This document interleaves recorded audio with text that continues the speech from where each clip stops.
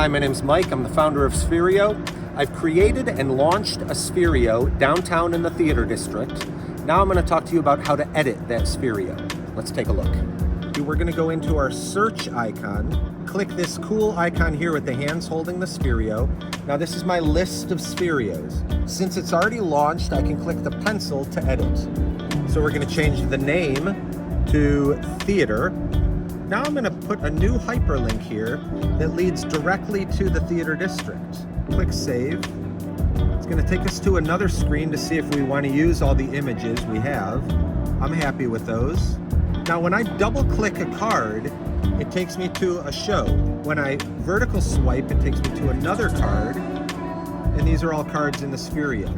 If I want to edit an individual card, I hit the three dots, pencil, and then I have the ability to change the attributes of that card. Now let's go take a walk inside of it. Okay, so now this Spherio is going to live here.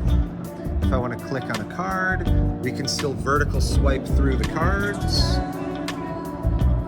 If I flip it, we're going to have that information, the new hyperlink, and any other information that we decide to put here. Success! Editing a Spherio.